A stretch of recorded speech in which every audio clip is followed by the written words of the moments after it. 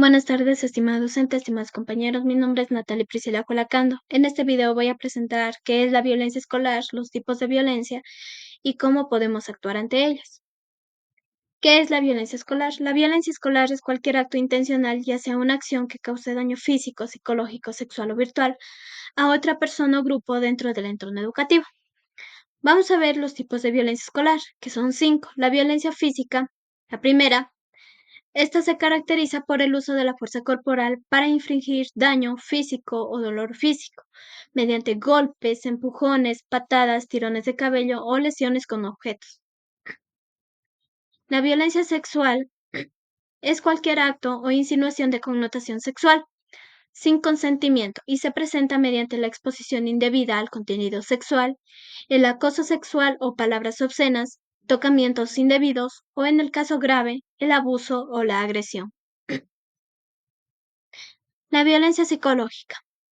Este es conocido también como violencia emocional, ya que afecta la integridad emocional y mental de una persona mediante las siguientes acciones: la intimidación o amenazas, la humillación, ataques a la autoestima, exclusión, palabras ofensivas o apodos ofensivos, e incluso en este caso se da lo que es la manipulación o ridiculización. La violencia por negligencia, esta se caracteriza por la falta de cuidado por parte de quienes tienen la responsabilidad, es decir, por ejemplo, padres de familia, tutores o profesores, de proteger a un individuo que por su propia cuenta no puede. Se manifiesta de la siguiente manera: ignorando la atención que requiere y descuidando las necesidades básicas, es decir, no cubrir con las necesidades que requiere un niño. Por último, tenemos la violencia virtual. En este tipo de violencia se caracteriza por el uso de medios digitales tales como el Internet, celulares, juegos, redes sociales o computadoras para ejercer daño. Se presenta mediante la difusión de información falsa, difusión de imágenes sin consentimiento, cyberbullying o cyberacoso, envío constante de mensajes con palabras ofensivas o amenazas. El modelo proactivo para la resolución pacífica de conflictos. Este modelo proactivo es el más implementado, ya que se basa en la prevención y la intervención temprana ante conflictos iniciales y antes de que las tensiones escalen a mayores problemas, para evitar eso, para que escalen a mayores problemas.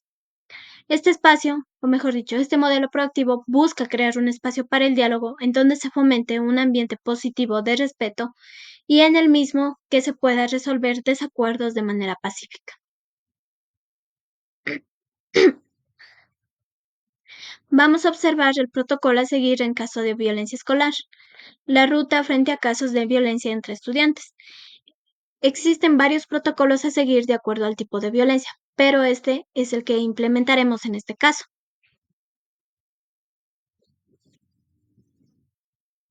Ruta protocolo a seguir en el caso de detectar un hecho de violencia en un centro educativo. Voy a mencionar los siguientes puntos que son los más importantes a tomar en cuenta en caso de presenciar un hecho de violencia.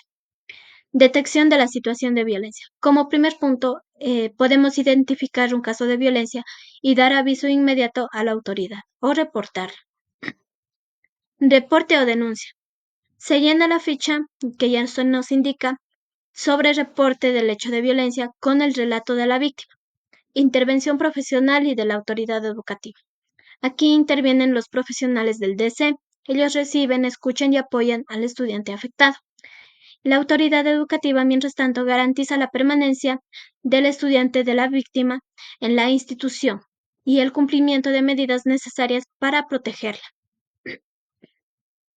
Acompañamiento familiar. Se busca que la familia acompañe al estudiante en un proceso de reparación integral.